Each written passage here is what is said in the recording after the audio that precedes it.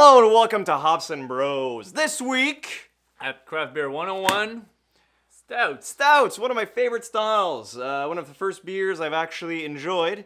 After craft beer or first beer? craft, no, it was beer. It was Guinness. Guinness was one of my favorite beers before I got into the world of craft beer, which I guess is a stepping stone for a lot of people. Anyways, Stouts, great style. What it is, What it is, what what does it it is. taste, what does it taste, and where does it come from? So, nice. Well, it tastes delicious to start with. Yeah, okay, cool, perfect. That's one good thing. I can like just check this off the list. The 14th century. Okay, we're gonna go that far back. The word stout meant proud and brave until it got changed to meaning strong. Okay, so stout equals strong. So we can say that I'm a kind of a stout. Some would say, others would not. Anyways, so the style porter was actually the first stoutish style. So basically, stout is a strong porter. But it didn't start there.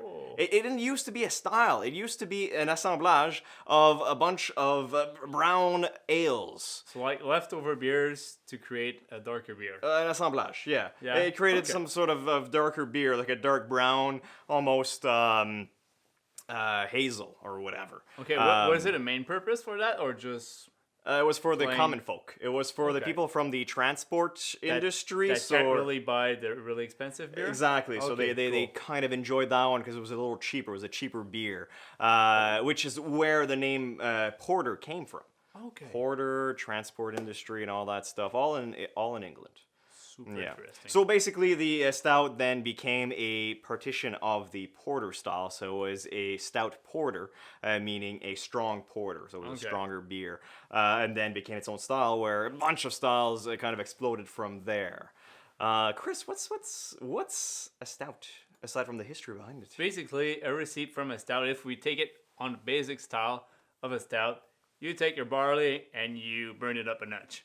So you Okay. put it in your oven, turn it up just a tiny bit, a bit more, so you get that kind of darker cereal. So from the start, Yeah. your cereal is nearly burnt. So you have smoky flavors, chocolate and cocoa coming directly from the cereal. And if I'm not mistaken, that came from Daniel Wheeler, who invented the kiln, to roast the malts a little darker. That's where they got the darker roasts in 1817. Before that, it was more like on the darker brown. Well, what an amazing part of history. Right. So mainly, the stouts are not up forward; they are malt forward. So the superstar in those beers are usually malts. The malts. Yes, there are different varieties of stouts that puts up different ingredients up front.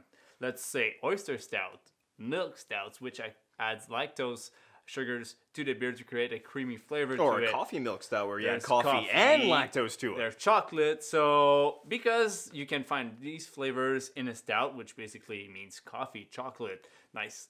Some of them are a little bit drier. Usually you always get that nice thick kind of brownish head. I always call it espresso head because it reminds me really when you It's get the exactly first an sip of your espresso head, yeah, for sure. exactly. So and from that point, you can get a super wide range because it's a malt forward beer. Mm-hmm. Then a lot of people put lots of malts in it, so you get a higher percentage of alcohol in it.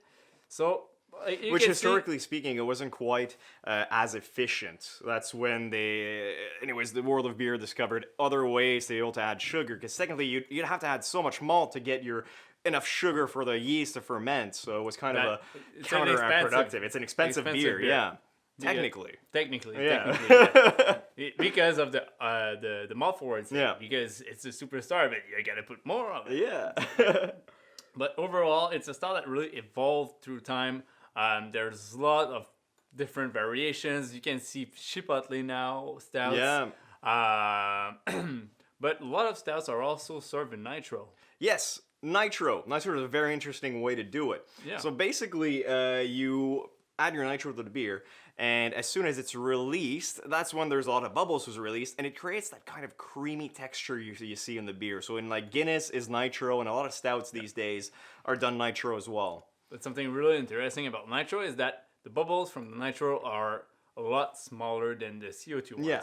Which means you can pour it up super hard and never have like a blowout of your glass. So It that's just kind why, of stays inside. Yeah. exactly. So it's a lot more stable than CO2.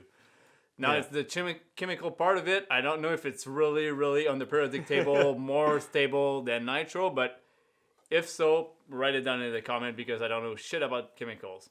But in beer, it seems to be doing a very interesting thing. Very interesting good. Yeah, very good and thing. it's also kind of Irish made their own of that Yeah. thing, mostly because of Guinness, which is the biggest macro brewing stouts. And they've been there since the beginning of porters and stouts.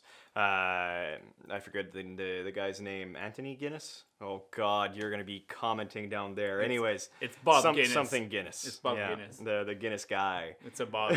It's a Bob. Yeah, it's Pretty Bob. sure. I'm pretty sure I read Anthony. On this Anthony Guinness. I don't know. Let's sure? see. You sure? I don't know. I say My Bob. last I Bob. vote Bob. I Okay, vote so Bob. your team Bob, team Anthony. Let us know in the comments below. Hashtag Team Bob. Hashtag Team Anthony. Switch. Yeah, switch. Yeah. But of course, the stout, what a wonderful barrel. One of my a great favorites too. Heading to like, you go to the brewery, it's winter, you want a stout. That's like, it's staple really in a your winter brain. beer because of the maltiness, Exactly. because of the thickness of the beer. It fills up, it warms you up.